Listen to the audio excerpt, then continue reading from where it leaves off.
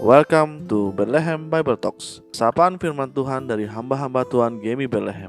Kiranya firman Tuhan hari ini dapat memberkati kita semua.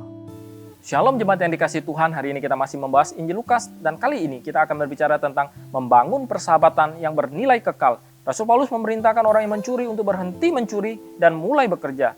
Mengapa? Supaya ia dapat membagikan sesuatu kepada orang yang berkekurangan. Allah memberkati kita secara finansial supaya kita dapat menjadi berkat bagi orang lain. Prinsip itu digambarkan dengan apik dalam perumpamaan tentang bendahara yang tidak jujur ini. Bagi banyak orang, perumpamaan ini sulit dipahami karena sepertinya Yesus memuji orang yang tidak jujur. Di sini ada orang kaya yang mempercayakan semua hartanya kepada bendaharanya. Namun ia mendapat laporan bahwa bendahara itu menghamburkan miliknya. Kata asli menghamburkan ini sama dengan kata memboroskan dalam perumpamaan anak yang hilang. Si bendahara akan dipecat, jadi ia perlu mencari orang lain untuk dapat mencukupi kebutuhannya. Ada beberapa orang yang berhutang besar kepada majikannya.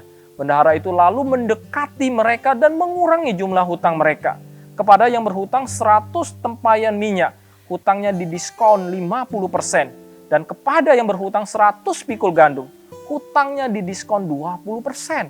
Kedua contoh ini memperlihatkan uang dalam jumlah yang besar. Dan ia berharap mereka akan sangat berterima kasih kepadanya. Sehingga saat ia dipecat, ada orang yang akan menampungnya di rumah mereka.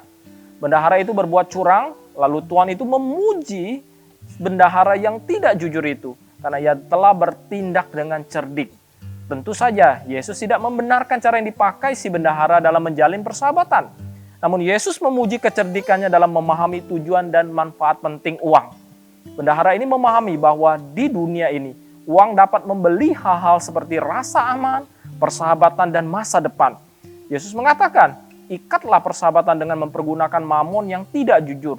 Supaya jika mamon itu tidak dapat menolong lagi, kamu diterima di dalam kemah abadi.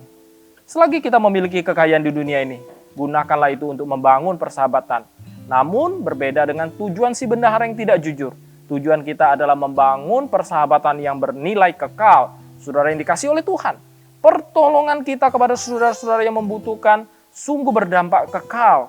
Di gereja kita mungkin ada ibu yang harus membesarkan anaknya sendiri dan ia tidak punya cukup uang untuk membayar sewa rumah. Ada mahasiswa perantauan yang sakit dan tidak punya biaya untuk berobat. Atau ada bapak yang kehilangan pekerjaan dan bergumul untuk menghidupi keluarganya. Apalagi di masa-masa pandemik ini, begitu banyak mereka yang membutuhkan pertolongan. Ingatlah bahwa semua harta duniawi bukanlah harta yang sejati. Sekalipun demikian, kita tetap harus menggunakannya untuk menghasilkan nilai-nilai kekal. Jika Allah telah memberi kecukupan finansial, kita perlu memberi untuk pekerjaan Tuhan, untuk menolong mereka yang membutuhkan, dan mulailah berhemat untuk diri sendiri. Dengan demikian kita sedang mengikat persahabatan yang nilainya kekal. Tuhan Yesus memberkati. Demikianlah Bible Talks hari ini. Tuhan Yesus memberkati.